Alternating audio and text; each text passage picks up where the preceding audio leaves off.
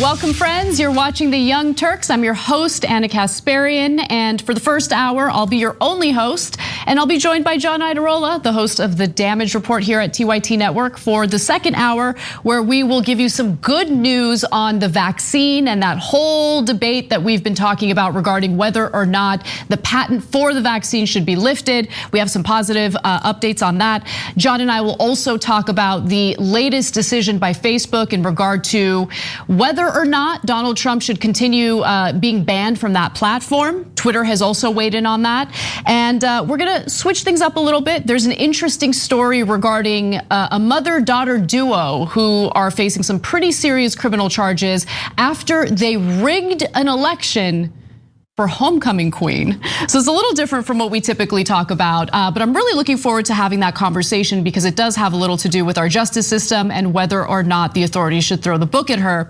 But in the first hour today, lots of heavy news stories. Unfortunately, Tucker Carlson returns to the program with his white supremacist denials. But before we get to all of that, I do want to encourage you guys to help to support the show. You can do it for free by liking and sharing this stream if you're watching on YouTube. Another way you can do it is by becoming a member, and you can do so on YouTube. Our YouTube members get a choice between 3 different tiers, and at the $4.99 level, you can get access to the post game, you can watch videos on demand, use custom emojis, and you also get access to members only merchandise and discounts. We're gonna have a fantastic bonus episode for our members tonight after the main show, so definitely check that out. So just click that join button and you'll see all of our offerings, as Jen and I like to say. And as we always love to tell you, we love our members and we wouldn't be able to do this without them. So thank you for your support. We genuinely appreciate it. All right, well, moving on to our first story of the day, Tucker Carlson, who's just right on brand. Tucker Carlson's brand is pretty clear to anyone who's paying close attention. He will deny white supremacy in the United States. That's really a huge part of his brand, while also saying something that has a kernel of truth to it, something that maybe appeals to populist sensibilities in the United States. And in this particular case, he decided to not only deny white supremacy, which is a trend with his show, but also shockingly criticize US imperialism, which is something that Tucker Carlson has been in favor of throughout his entire media career. Now, let's listen to what he had to say in one of his latest segments. Does anyone in power really think something called white supremacy is the single greatest threat America faces? No, of course not. No one thinks that. Susan Rice knows it isn't true. So does Barack Obama. So do all of the other architects of this particular lie. They made it up in the first place, so of course they know precisely how false it really is. They may be liars, but they're not delusional. In real life, they understand perfectly well what actually threatens America. They've seen it up close. It's the culture that produced them. It's the decadent rich people from their class at Harvard.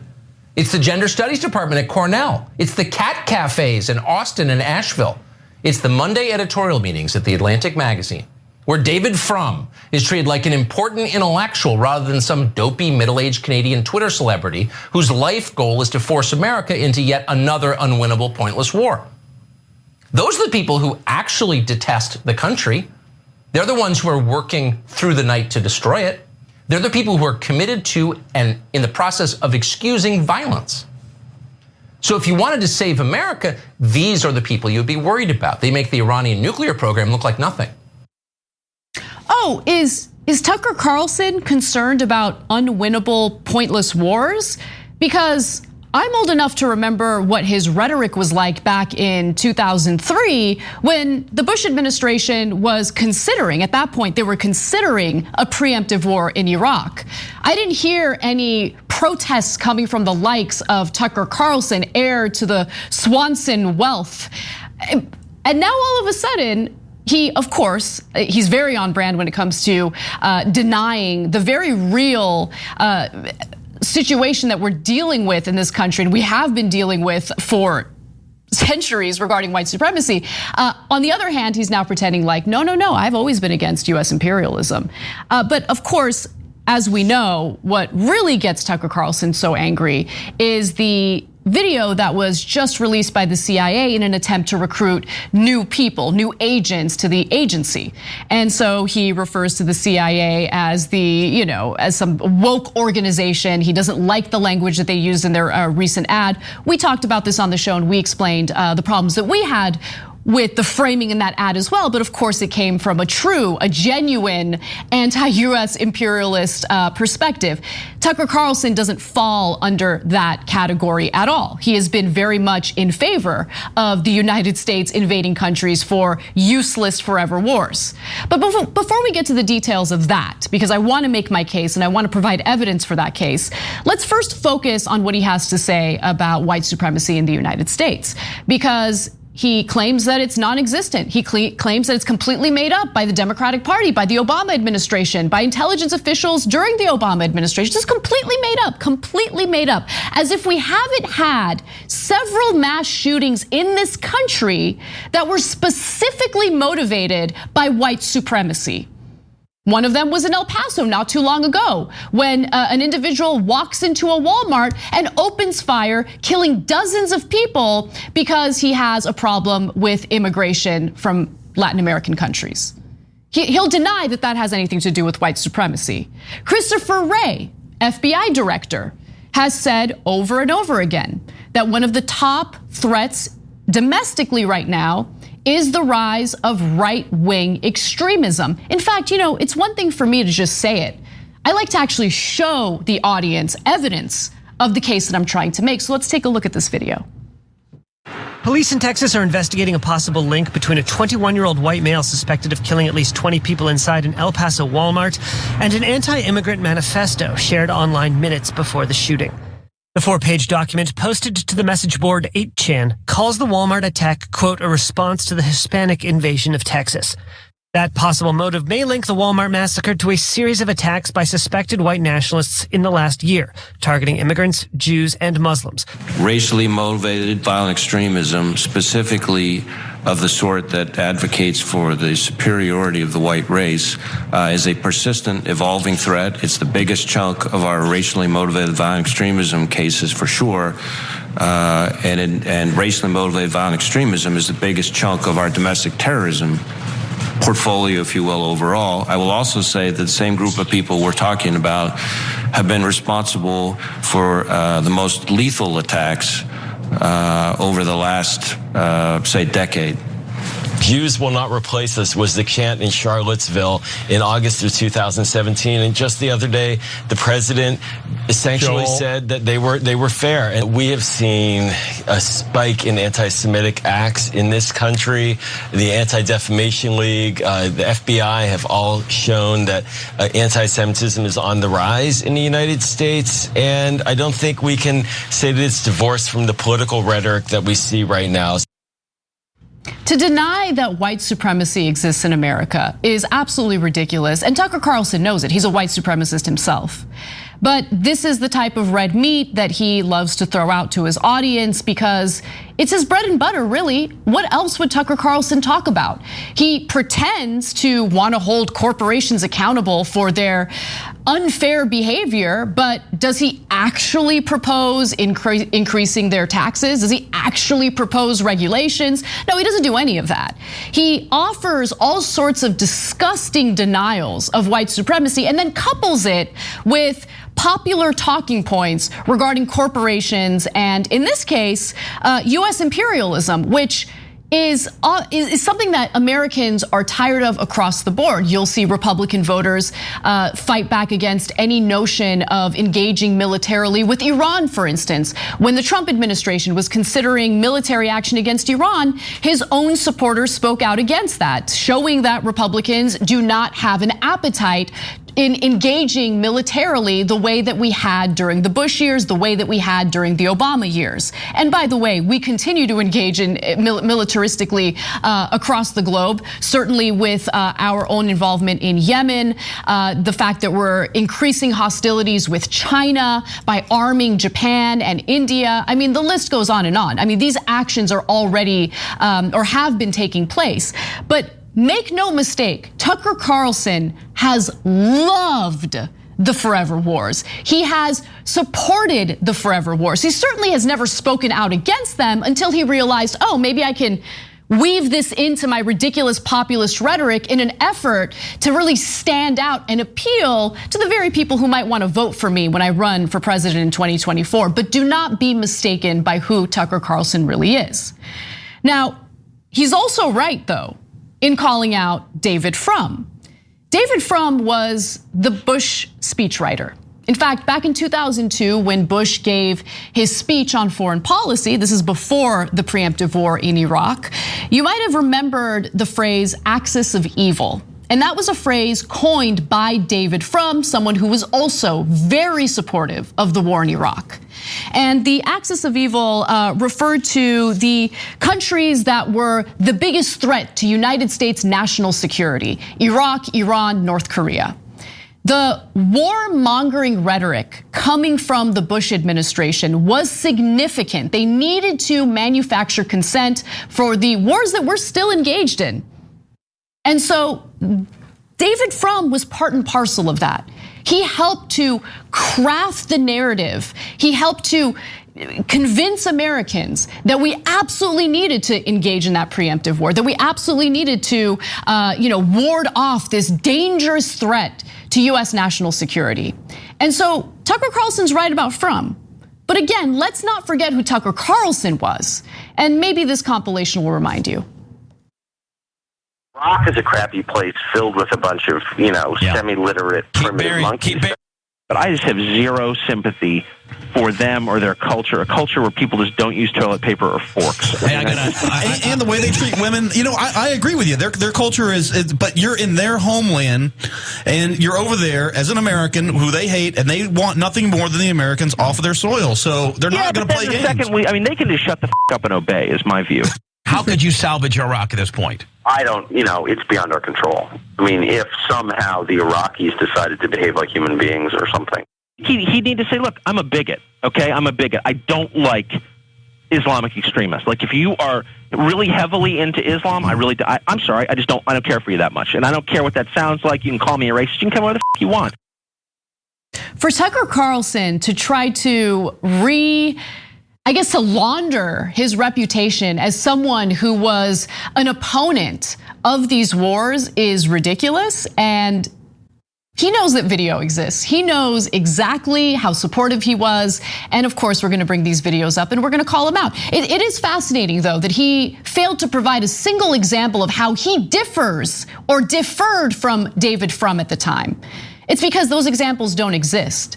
He was in favor of the Bush administration. He was in favor of these wars. And as you heard from the language in that compilation video, he's also very much in favor of white supremacy. So while he denies it, there are countless examples of him spouting white supremacist talking points on his show and on other people's shows as he called in. Now let's get to David Frum, because he did not like the fact that he was mentioned in Tucker Carlson's segment. And I want to be clear, there are no winners here. Tucker Carlson, clearly awful and a liar, but David Frum, not a good guy, doesn't deserve cookies, doesn't deserve credit. And so he responded by tweeting this. Carlson has some abusive personal comments about me 2/3 of the way through this complicated excuse and justification for the January 6th attack on the US Capitol. Anti-vax, pro-insurrection, quite a combo. As to the abuse, I'll say this. I've known Carlson for more than 20 years. We were colleagues at the Weekly Standard in the 1990s. I appeared fairly often on his MSNBC show in the 2000s. We were Washington friends. We had lunch. He came to parties at my house. And by the way, I totally believe him on that. But as we've learned with Liz Cheney in the House, there's really no loyalty among Republicans when people's political careers are on the line. But Frum continues and says this. All this was during the period of the Afghanistan and Iraq wars. Carlson now proclaims his fierce opposition to both. But when it mattered, when his already influential voice could have made a difference to the national decision, he was a ferocious advocate of both wars.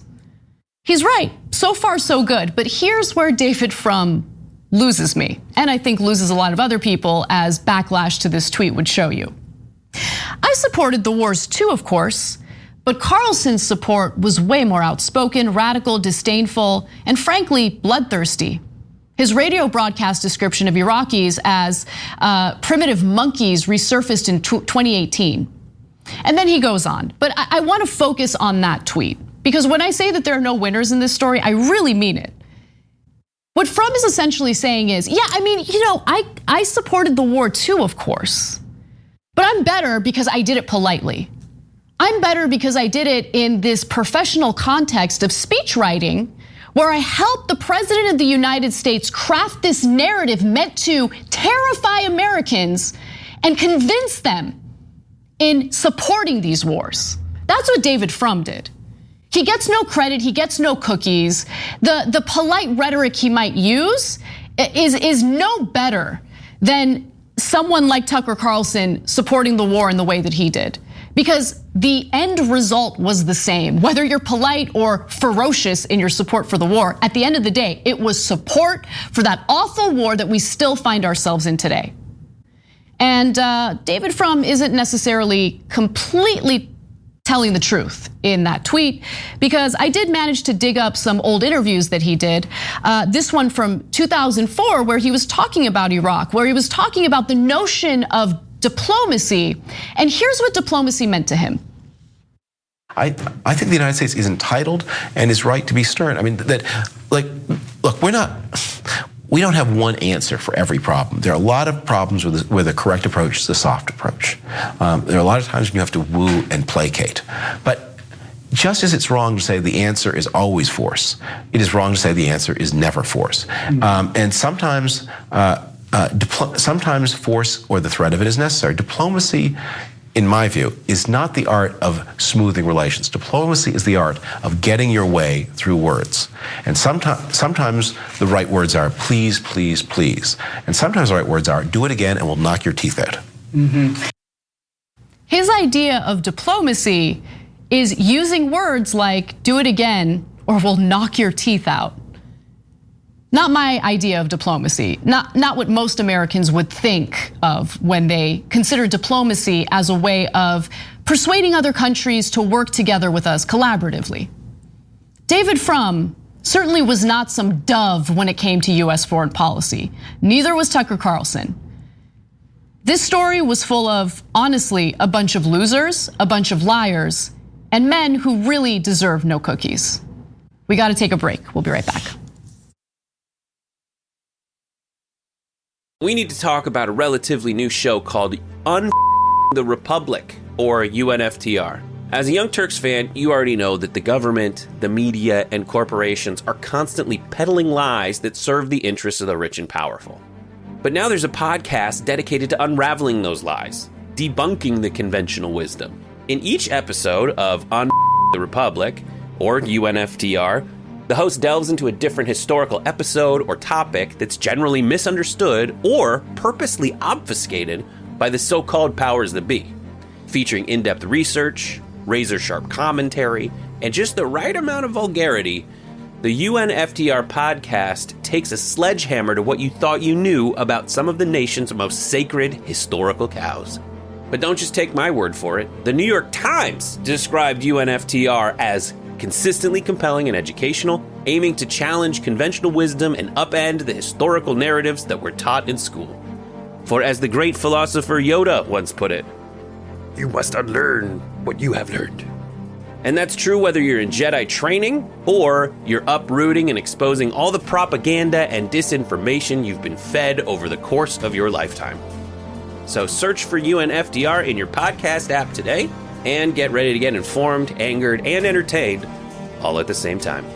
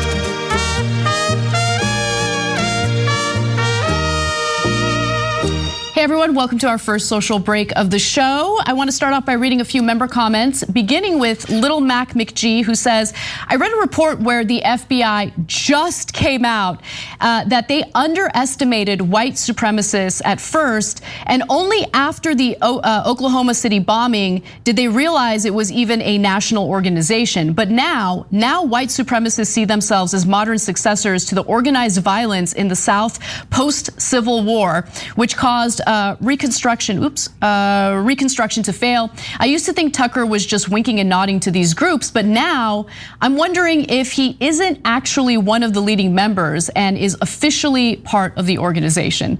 Honestly, there are no dog whistles on Tucker Carlson's show anymore. He's very clear in his white supremacist views. On one hand, he denies them. On the other hand, he spouts the exact same talking points that you would hear from a white supremacist because he's a white supremacist. Moving on, I just want to say thank you to LMG15, who says, does Anna do a great job presenting the first hour on her own? Of course, thank you. I really, really appreciate it. We already have someone in our members section with the handle "No Cookies for You." I love it. Great news today, Biden.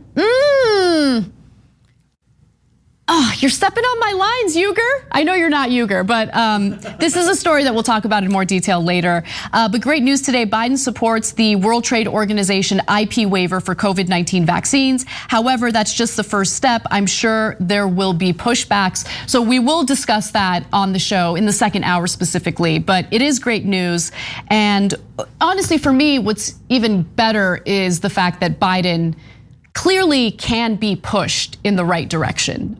It certainly happened when it came to the cap on refugees. It happened in regard to the vaccine waiver. So that's good news. That means that if we fight hard enough, if there's enough backlash, we could get him to take the right position on some of these issues. So I didn't think that was possible before. I also want to thank our new YouTube members, Kara Lee Swanberg and Tom Woodruff. Thank you so much for becoming members. I hope you guys enjoy our bonus episode tonight. And for anyone who's interested in becoming a member, you can do it by just clicking on that join button and deciding which tier of membership you'd like to join. In our super chats, we have New World Global Community, who says, please, Anna, with TYT cover what the right is doing to the people of Colombia. I will absolutely look into that and consider it for the show. Thank you for that tip. Graham Henry says, what the hell is wrong with a cat cafe? I mean, honestly, I think cat cafes are great. In fact, I wish more cafes allowed animals, including dogs. Like, you have to lie about how you have a service animal. I don't do that. I don't actually lie about my dog being a service animal, but I wish my dog can go with me to certain places. But yeah, I agree with you. Anyway, let's get back to the show. I'll see you there.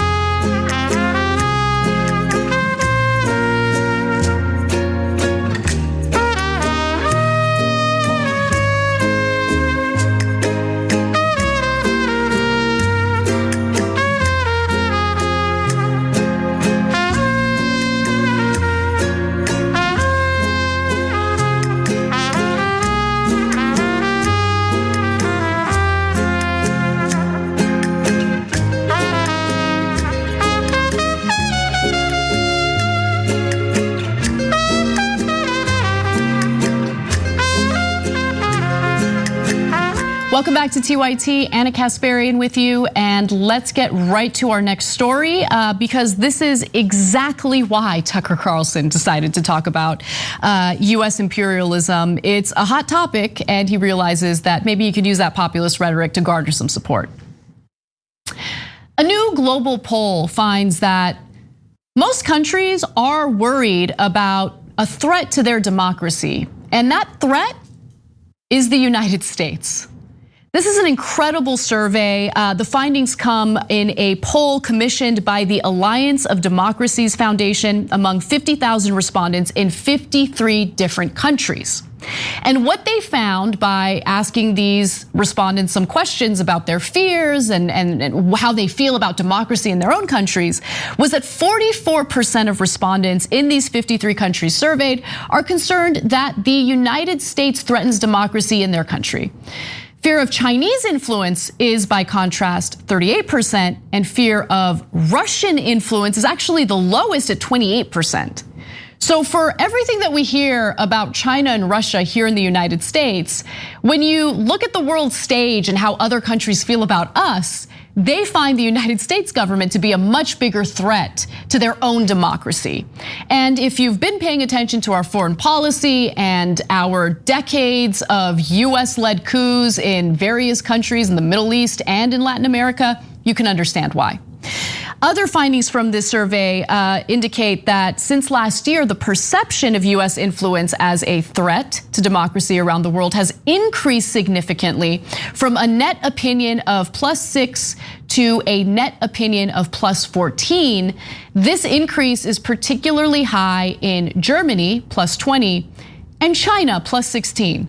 Now, I gotta say, it is fascinating that the number is higher in Germany versus China, because whether you're dealing with a Democrat or a Republican in the US government right now, you will certainly hear the war drums toward China. Right now, of course, it's more of a Cold War than anything, but it's something to be concerned about, especially when you want to do something about the real threat, not only to national security here in the United States, but to the world, and that's climate change. You need to be able to cooperate and collaborate with countries like China, like Russia, but the US government's rhetoric, even under the Biden administration, leaves much to be desired when it comes to diplomacy. So I'm certainly concerned about that. But even with all that rhetoric, Germany tends to be a little more concerned about the United States than China is. But nonetheless, China's numbers are pretty high. They are concerned about the United States meddling in their affairs. Now, let's be clear about something. Obviously, China is not a democracy. So China is probably worried about the United States meddling in their affairs.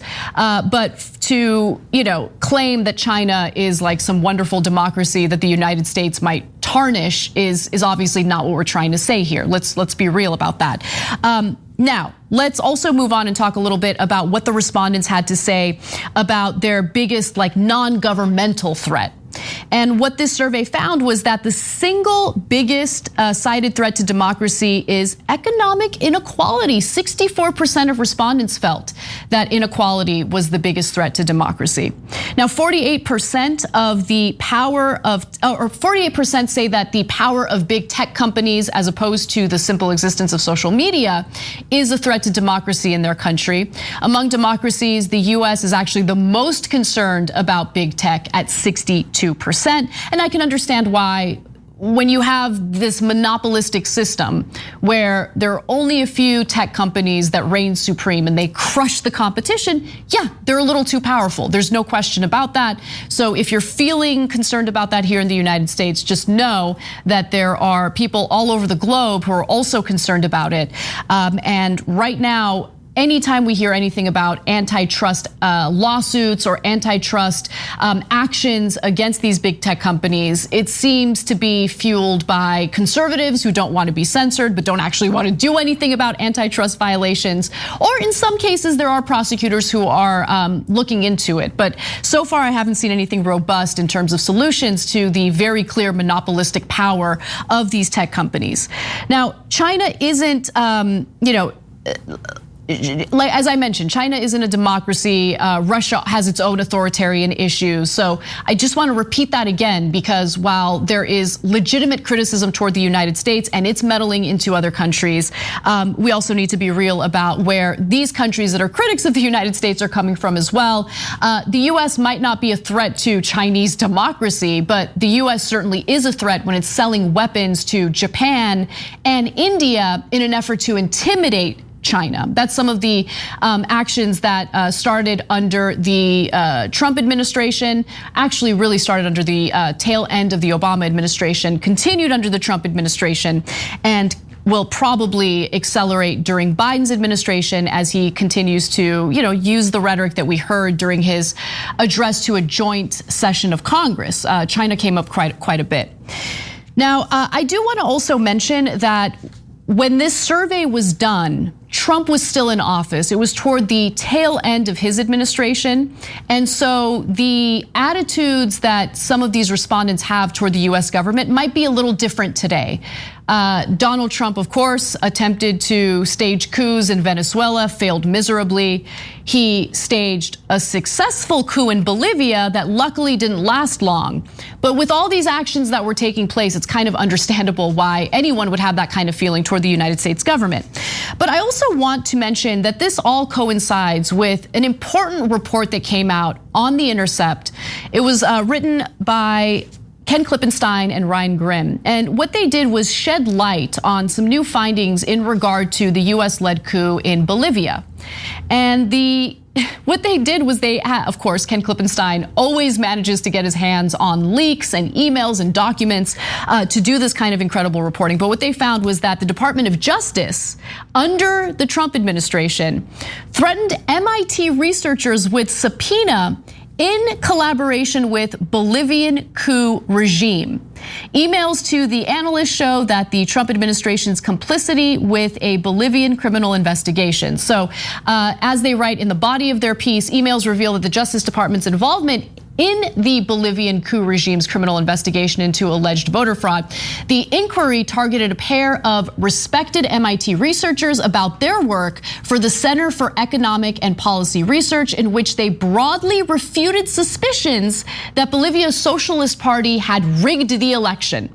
Now remember, prior to the coup, what everyone heard was that the OAS, the Organization of American States, had found that Evo Morales had engaged in voter fraud in order to steal the election. Now, the OAS is based in Washington, D.C., and it's also mostly funded by the United States government, which is why I say that it was a US-backed coup. 60% of the funding for the OAS comes from the United States.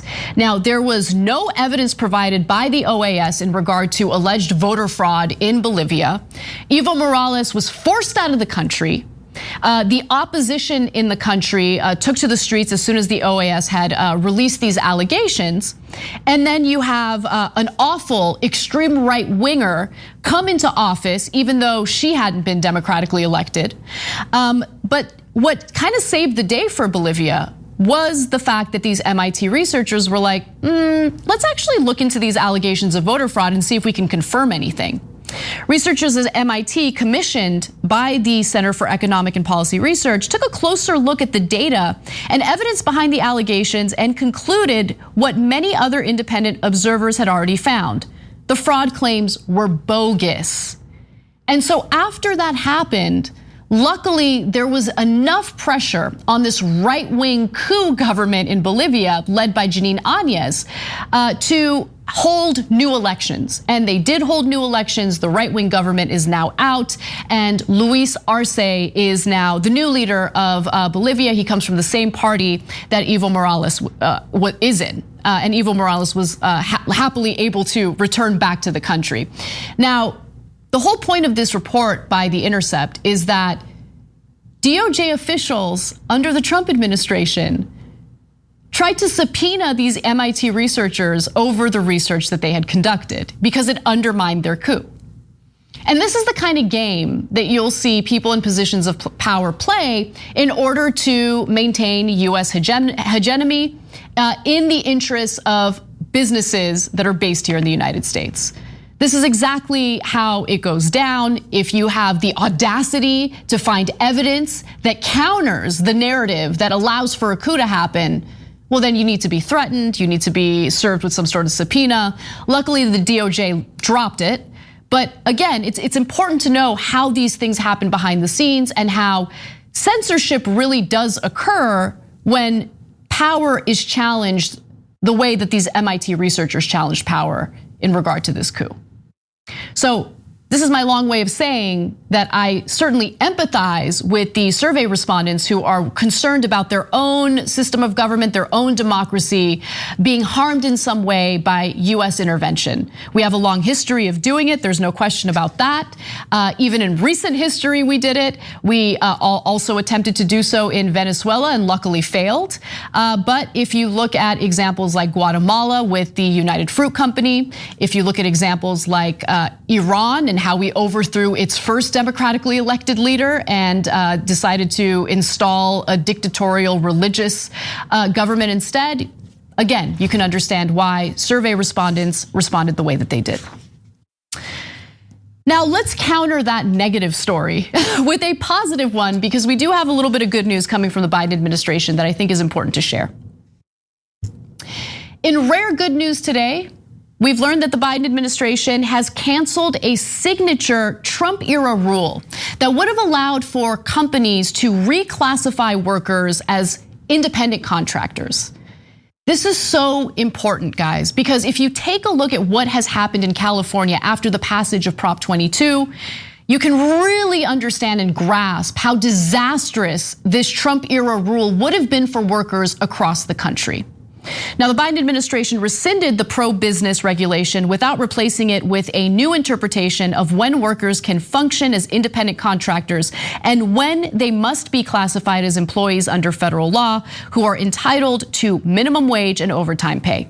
So the reason why it's a problem to just allow for these businesses to reclassify workers willy-nilly is because if they can reclassify you as an independent contractor, you don't get many of the on-the-job protections that typical employees get. Things like workers' compensation, things like, in some cases, health care, right? The benefits that workers typically get as part of the job, independent contractors don't get those benefits. Now, Jessica Luman, who is with the Department of Labor for the Biden administration, said that the misclassification of employees as independent contractors presents one of the most serious problems facing workers today. We are committed to continuing to combat misclassification, and we're particularly focused in sectors where we know workers are vulnerable and violations are rampant. She also says that Trump's simplified test for determining employee status would have frankly resulted in more workers potentially being classified as independent contractors instead of employees, which means that they would not have had the protections of the Fair Labor Standards Act. I can't underestimate, and I don't want you to underestimate, how good this news is. If you're a worker in this country, and I'm sure most of you are, this is fantastic news, and I would encourage the Biden administration and the Labor Department to go even further to offer more protections for workers, including people who currently are classified as independent contractors. Now, let's also talk a little bit about what happened in California so you can understand why workers in other states have really dodged a bullet here.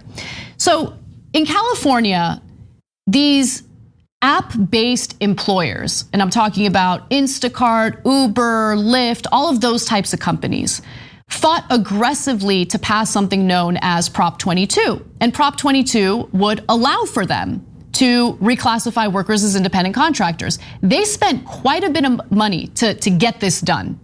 And unfortunately, that ballot initiative did pass, and now workers in California are suffering the consequences of it.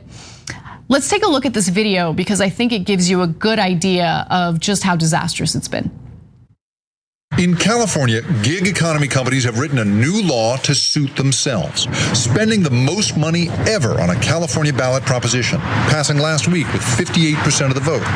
Companies like Uber, Lyft, and Instacart spent more than $200 million to gather support for Proposition 22, which exempts them from a 2019 law that would have turned their drivers into employees. Some labor experts worry that this is the beginning of the end of worker protections.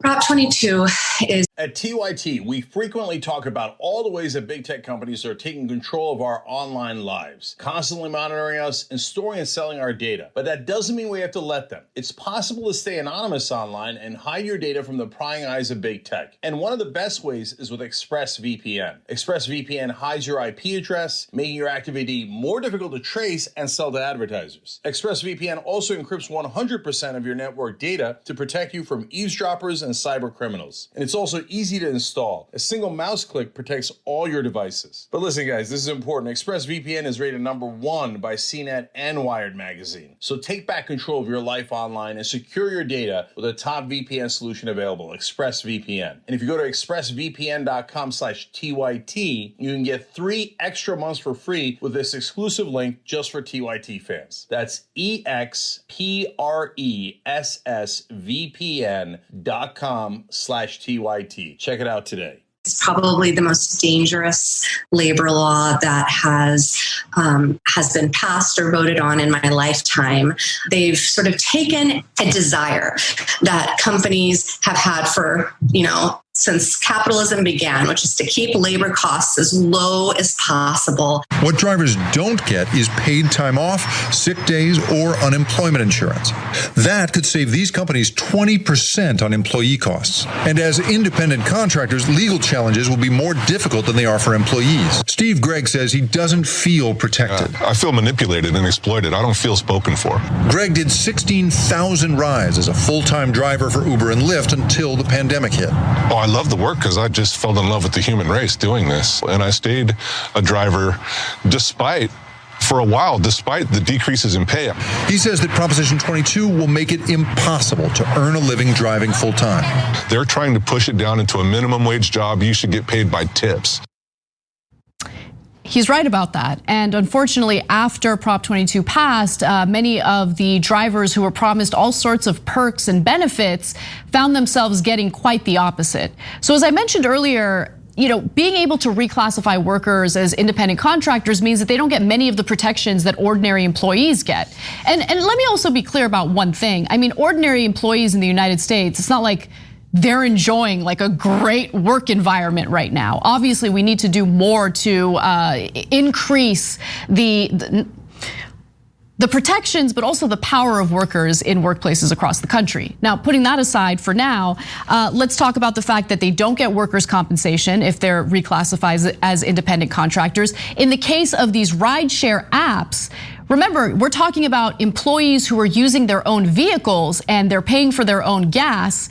They're not being reimbursed for their gas. And that's another issue. They were promised by these companies before Prop 22 passed that if it passes, you could get this reimbursed. We're gonna look out for you. And that's not what happened.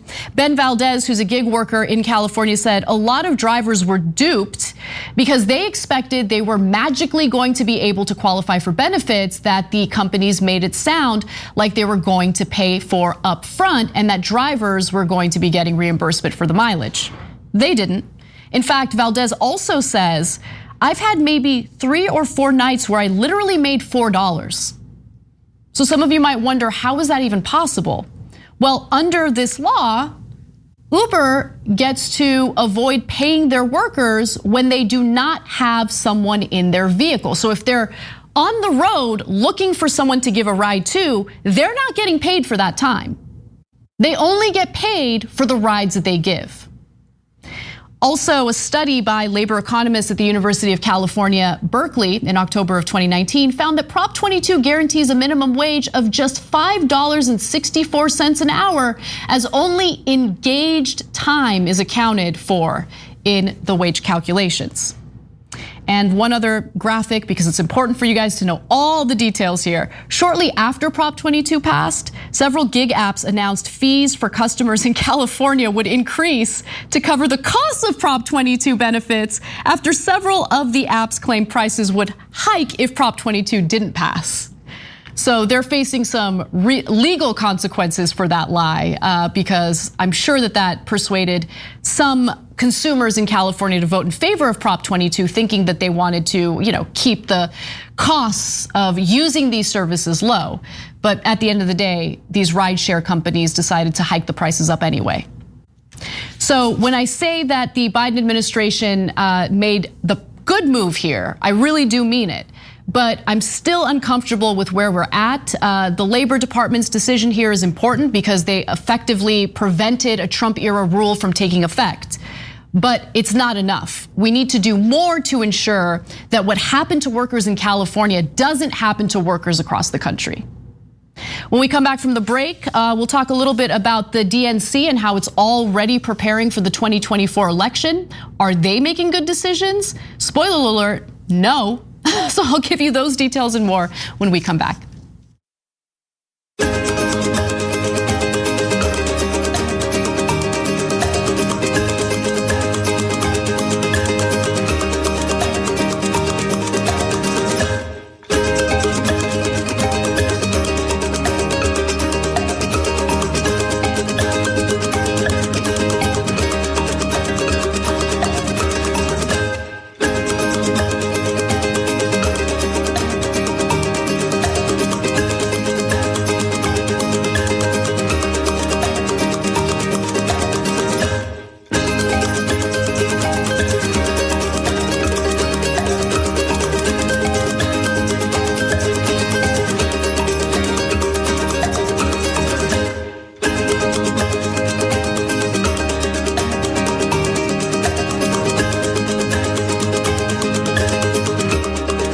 guys, our Twitch channel is gonna be so lit today. Like, it's insane. No, it's a double whammy. That's what you guys don't get. So after the bonus episode tonight, happy half hour. You can check that out on our Twitch channel, twitch.tv/TYT. That airs at 5:30 p.m. Pacific time, 8:30 p.m. Eastern. That's Brett Ehrlich's show. And look, what you guys don't understand is how naughty things get on that show. Like, I didn't even realize how naughty things got on that show. Like, I would watch here and there, but lately I've been watching it religiously, and it's a lot of fun, okay? It's a lot of fun. They do things that we can't do on this show, so check it out. Also on our Twitch channel, we have Woznia. He aired one of his episodes just yesterday, but he's airing another episode tonight at 10 p.m. Eastern time, 7 p.m. Pacific. Again, you can check that out at twitch.tv/TYT. I was unable to catch all of his show from yesterday, but he had an interesting take that I don't think you hear in most other places regarding just the economic concerns of Black people in this country and what he thinks needs to be done in order to address those concerns. So definitely check out his shows. Absolutely fascinating last night. All right, moving on to super chats. And guys, like, come on, let's keep them coming in, because I want to show Cenk that you guys like it when I'm hosting solo, that I bring in the buku bucks, all right? So I'm gonna start with Jeremy Skibba, who says, I'm loving the show more and more every day. It's great that you call out both parties and speak the hard truth that mainstream media doesn't. Keep up the great work. You deserve a daily charcuterie board and all the cookies. That sounds like the perfect dinner. A nice charcuterie board, beer. I've really been feeling Guinness Extra Stout lately. I think it might be my favorite right now. You like it too? All right, yeah. Edwin likes it too, so does Bart, love it. And I can eat cookies all day. Peter Hamby also writes in and says, it's the consequences of having the First Amendment shoved repeatedly at us, saying that we can stand with or against different, though similar people without consequence ever in mind, at least in my opinion. Yeah, well, Peter, as you probably know, the free speech warriors are also the most disingenuous people on the planet, because on one hand, they'll argue that they want to protect the First Amendment, they want to protect our freedom of expression, and then they'll turn around and say some pretty awful things about Black Lives Matter protests. They'll be incredibly supportive of laws that encourage people to run protesters over if they're blocking the streets. I mean, every time I think of free speech warriors, I think of Dave Rubin, who I think is the most aggressive person to block others on Twitter. So not really a big proponent of free speech when it calls him out. Anyway, we gotta get back to the show. I love reading your super chats. Keep writing in, and I'll see you in a few minutes.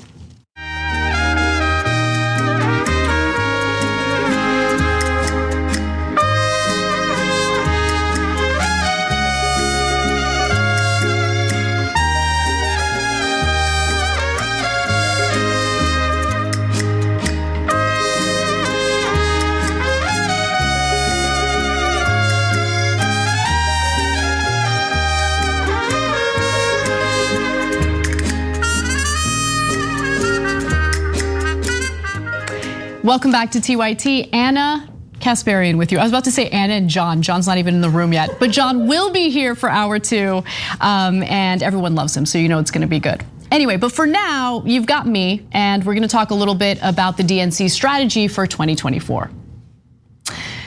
The Democratic National Committee has already begun strategizing about the 2024 presidential election, and you're seeing Mike Pence and Donald Trump right next to me in this B-roll because they are part of the group of people who are currently being investigated for opposition research. This is par for the course. This is how politics works. Opposition research is a big part of how campaigns strategize. But what concerns me is that it's not something that tends to work these days against the Republican Party. Now, I'll make my case in a minute, but before I do, let me give you the details, gotta give you the facts. According to The Hill, the DNC is digging up dirt on several prominent and unconventional possible GOP contenders, ranging from the former president, Donald Trump, Florida Governor Ron DeSantis, and former United Nations Ambassador Nikki Haley, to Fox News host Tucker Carlson and Mike Lindell, the founder of MyPillow and a staunch Trump ally. By the way, I like that they decided to group Tucker Carlson and Lindell together, right? It's like, here are the more serious candidates, and then here are the unconventional candidates. Also, other GOP figures such as Senators Ted Cruz, Josh Hawley, and Rick Scott, former Vice President Mike Pence, and former Secretary of State Mike Pompeo are also considered potential 2024 contenders. I don't even think they need to bother with Mike Pompeo. I think it's impossible for Mike Pompeo to win. I mean, he's a giant war hawk. He's got no charisma whatsoever. I really find it hard to believe that he's even a little bit of a threat, but I get it. You want to do Oppo research on all the possible contenders. Now, the effort started just weeks after the inauguration, and is being headed by Nick Bauer, the group's research director. Bauer is being aided by Carolyn Graham and Austin Dieter, two of his deputies. All right, now you guys know the details. And now I get to the point where I explain why this is probably not a good idea. It's not that it's a bad idea to do opposition research. All parties do it. It's just part of the campaign strategizing. I get that. The problem is, what have these individuals said privately that's any worse than what they say and do publicly? Now, in 2016, the Democratic Party focused solely on attacking Donald Trump over the awful things he had said and done. And to be sure, there were many things. I mean, he was a target-rich environment, talking about grabbing women by the genitals, talked about, how Mexicans are allegedly rapists and murderers and drug dealers. I mean, we heard all of the terrible things from the Trump camp back in 2016, and Hillary's campaign focused primarily on that messaging. Trump is bad. He's a bad boy. We're not bad. When he goes low, we go high. We're better than that, and vote for us. But obviously there was a big messaging issue there because voters didn't care about the bad things that Trump campaigned on. They didn't care about the terrible things he had said. He still won. And then you look at his term, and he continued to say terrible things. He continued to do awful things. I mean, talked about good people on both sides, referring to the Charlottesville hate marchers who were chanting, "The Jews will not replace us." He totally bungled the coronavirus pandemic, the US response to it at least. And I think honestly, that's where he suffered the most politically. Had he handled the coronavirus better, I think that Joe Biden would have had a much more difficult time winning. But my point here is, the negative attacks against the Republican Party haven't really seemed to work. I mean, we just focused on Donald Trump, fine. Let's put that aside for a minute. But Jim Jordan was approached by multiple wrestlers about sexual abuse, and he told them to keep quiet, allegedly. We know about that, and Jim Jordan is still a GOP lawmaker. I mean, what do these people do in private that's worse than what they do in public? And look, there might be things that they do privately that are far worse. But is it enough to persuade people to leave them and vote for the Democratic Party? I mean, Tucker Carlson, that's the other person that they're digging up Oppo research on. You don't have to dig that much. I mean, he's saying insane white nationalist crap on his show on a nightly basis now. And so what can the Democratic Party do? What is a far smarter strategy? Do Oppo research on Joe Manchin and Kyrsten Sinema and members of your own party that refuse to pass the very policies that would make the Democratic Party wildly popular. Now, on the right, we see what happens to someone like Representative Liz Cheney, who dares speak out against Donald Trump and the big lie, which is that the election was rigged and stolen from Donald Trump. Liz Cheney is facing a lot of political backlash from Republicans as a result of that. But on the Democratic side, no one is ever willing to play hardball when it comes to ensuring that popular policy actually passes. Now, do I think that the Biden administration is going to do Oppo research on Joe Manchin? No, of course not.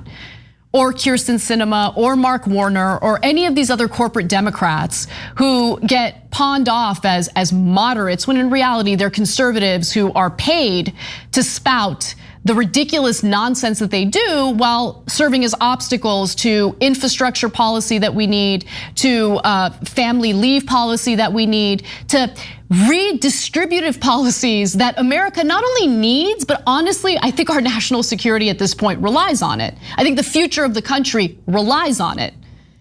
So if they actually were able to improve people's lives fundamentally, materially, I think that carries a lot more weight than complaining about how awful the Republican candidates are, because they are awful. The thing is, they're not hiding it. They're putting it on full display because their voters love it. But what the Republican candidates will not offer is a better life. They're not gonna offer solutions for healthcare.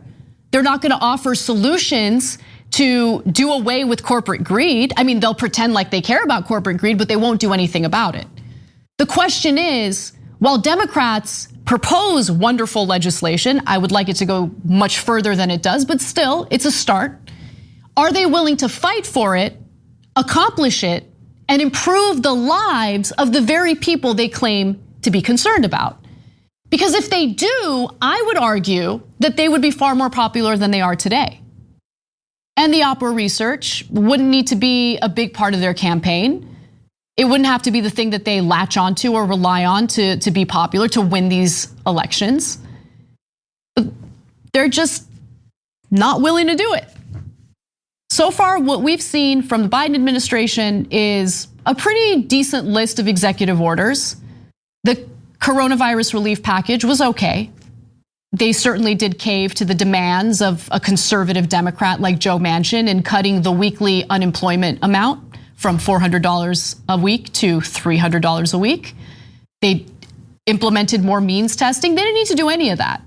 But still, that relief bill did improve the financial situation that many Americans were feeling anxiety about at that time. But moving forward, we do need to do something about the infrastructure bill, which is wildly popular. We do need to pass Biden's American Families Act, which is also tremendously popular across the board, even with Republican voters. If they fight for it, if they accomplish it, again, they don't have to rely on the Opera research, because Americans will feel that improvement in their lives. And that speaks much louder than Trump bad, Pence bad, Tucker Carlson racist. They know all that. Anyway, we got to take a break. Actually, no, you know what? I'm gonna keep going. I have 4 more minutes. This is great. I'm not used to being able to do 5 stories like this, but I do want to give you an update on the Liz Cheney story, because there's an update, and I don't really feel bad for her, but I think it is a cautionary tale for anyone in the Republican Party who dare speak their mind or speak the truth. So, House Minority Whip Steve Scalise, the second most powerful member of the GOP in the House, is now also backing the ouster of Representative Liz Cheney due to her unwillingness to go along with a pro-Trump narrative. Now, this has been a developing story. It comes after Kevin McCarthy, the House Minority Leader, getting caught on a hot mic saying that he is frustrated with Liz Cheney and her unwillingness to, basically stop criticizing Donald Trump, stop telling Americans the truth about what actually happened in the election, which is the fact that Biden won it. But when you look at Scalise's statement and what he suggests, you can already read the tea leaves. You know what's going to happen to Cheney. House Republicans need to be solely focused on taking back the House in 2020 and fighting against Speaker Pelosi and President Biden's radical socialist agenda. And Elise Stefanik is strongly committed to doing that, which is why Whip Scalise has pledged to support her for conference chair. So that was a statement from a spokesperson for Steve Scalise, essentially saying that he absolutely does back Liz Cheney losing that leadership position, and the name Stefanik is now in the Republicans' consciousness. This is what they want. They want to replace her with Stefanik, who actually is a little more moderate when you look at her voting record compared to Liz Cheney. Liz Cheney has voted with Trump more often than Stefanik has. However, there's a big difference. Stefanik knows that she needs to present herself as a Trump loyalist in her words, in her actions, maybe some of her votes not so much, but it doesn't matter. She knows where the Republican voters are, and the vast majority of them still approve of Donald Trump. And if you want to have a political career in the Republican Party, you just got to go along with it. You can't tell voters the truth like Liz Cheney did. That's political suicide, and we're seeing that right now as we speak. Now, Donald Trump, of course, loves the idea of replacing Cheney in this leadership role with a loyalist like Stefanik. And so he's weighed in and he says that Elise Stefanik is a far superior choice. And she has my complete and total endorsement for GOP conference chair. Elise is a tough and smart communicator. And what does Stefanik have to say about this? She didn't even do the fake like, oh no, I'm not even thinking about this. No, I'm really focused on my No, she loves it. She loves it. She says this: thank you, President Trump, for your 100% support for House GOP conference chair. We are united and focused on firing Pelosi and winning in 2022. So it's worth discussing what this means for both the Republican Party and, honestly, the Democratic Party as well. Because while the Democratic Party was already a big tent with progressives and corporate Democrats all included in one, now we have this situation in which these Trump-era Republicans, people like Liz Cheney, are looking for a place to call home. And many of these never-Trumpers, even before the 2020 election, decided to make their way to the Democratic Party. And what we should be concerned about is how these people, who tend to come along with moneyed interests, can push the Democratic Party further to the right, which is the exact opposite of what we want. So while there are some positive reactions, people are amused by what's going on, they think it's funny, I get it, and certainly I don't feel bad for Liz Cheney at all. But my point here is I don't want Liz Cheney's brand of republicanism to further infiltrate the Democratic Party, which has already become quite a bit of a problem in their lack of representation of working Americans and their willingness to take on a more favorable view toward corporate America. So that's already been a trend, and I'm worried that it's going to continue to be exacerbated by what's happening in the GOP. And clearly what's happening in the GOP is this pretty terrifying authoritarian culture where there's one true leader. You're not allowed to ever tell the truth or speak out against someone in this position of power, Donald Trump. If you do, there will be brutal retaliation. You'll lose your leadership position. I mean, for a party that consists of countless people who claim that they're disgusted by cancel culture, get a load of them. If you tell your constituents the truth about what happened in the 2020 election and you go against our dear leader, Donald Trump, well, there'll be a price to pay. So Liz Cheney effectively getting canceled by the Republican Party. They're gonna have a vote on this next week, and it's pretty clear how it's all gonna turn out. But this chaos in the GOP does spill over in negative ways for the Democratic Party as well, and that's something to keep an eye on. Let's take a break, and when we come back, our good friend John Iadarola will join us to have a discussion about the coronavirus vaccine and many other topics. One of my favorite stories of the day is Meghan McCain's reaction to what's happening to Liz Cheney. Don't miss it. I'll see you in a few minutes. Thanks for listening to the full episode of The Young Turks. Support our work, listen ad-free, access members-only bonus content, and more by subscribing to Apple Podcasts at apple.co/TYT. I'm your host, Cenk Uygur, and I'll see you soon.